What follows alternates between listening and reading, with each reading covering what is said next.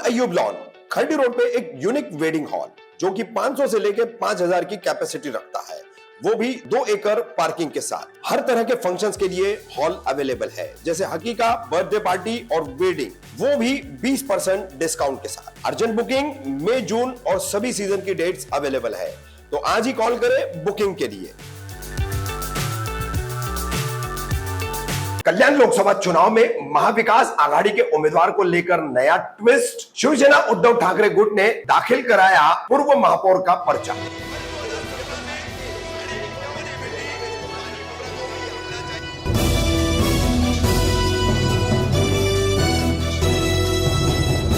रफीक कामदार, हिंदुस्तानी reporter में आपका स्वागत है। कल्याण लोकसभा चुनावों के नामांकन दायर करने का दौर 3 मई को खत्म हो चुका है।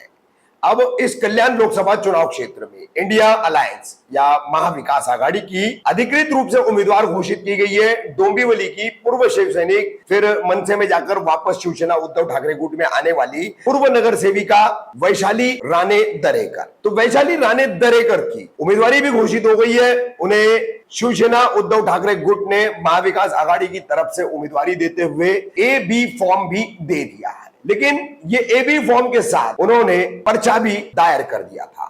लेकिन इस चुनाव में वैशाली राणे दरेकर पर निष्क्रिय रहने के, मतदाताओं में न जाने के, चुनाव क्षेत्र में लोगों के बीच संपर्क न करने के रिपोर्ट्स और आरोप लग रहे थे, जा रहे थे। इन्हीं आरोपों के चलते शायद एक नया ट्विस्ट अब शिवसेना उद्धव ठाकरे गुट ने लिया है। महाविकास आघाड़ी के तहत उन्हें कल्याण लोकसभा क्षेत्र के चुनाव की ये सीट जो है मिली है, और वैशाली राणे दरेकर की उम्मीदवारी के बाद, इन रिपोर्ट्स के बाद उद्धव ठाकरे गुट ने और पक्ष प्रमुख उद्धव ठाकरे ने एक बड़ा निर्णय लेते हुए नामांकन पर्चा दायर करने के अंतिम दिन 3 मई को कल्याण डोंबिवली महानगर पालिका के पूर्व महापौर शिवसेना के जो है वो रह चुके रमेश जाधव, इनका पर्चा दायर कराया है। अब 6 तारीख को स्थिति स्पष्ट होगी। हालांकि अब इंडिया अलायंस ब्लॉक ने कल्याण लोकसभा चुनाव क्षेत्र में जगह जगह जो है कार्यकर्ताओं, पदाधिकारियों की बैठकें करना शुरू कर दी है, और थोड़ी अब गतिशीलता जो है चुनाव प्रचार में महाविकास आघाड़ी शिवसेना उद्धव ठाकरे गुट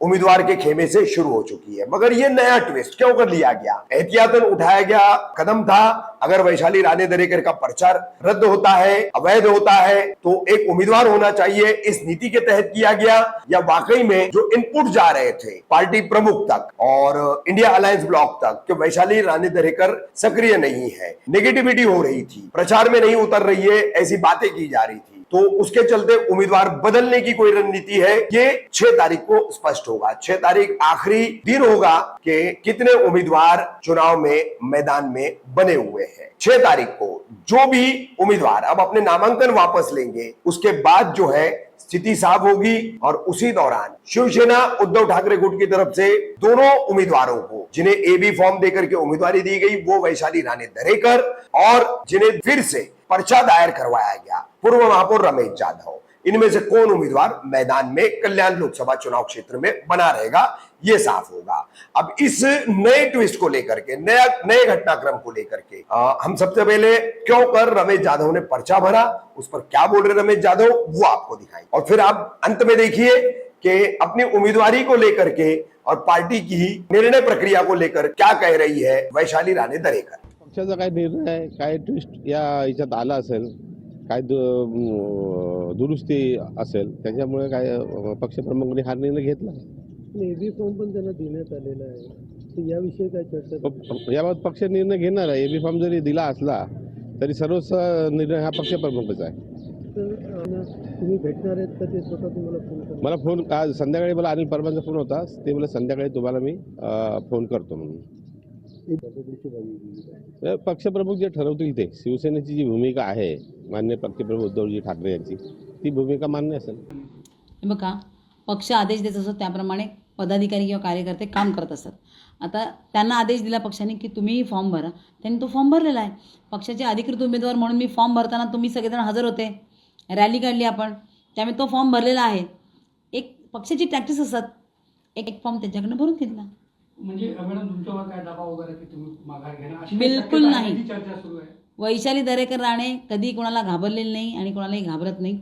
माघार तर बिलकुल घेणार नाही. फॉर्म भरलेला आहे. इलेक्शन होणार, 20 तारखेला मतदान होणार, 4 जूनला मशाल लोकसभेत पोहोचणार. तुम्ही कॅन्डिडेट राहणार. मीच असणार म्हणजे काय. थँक्यू. धन्यवाद.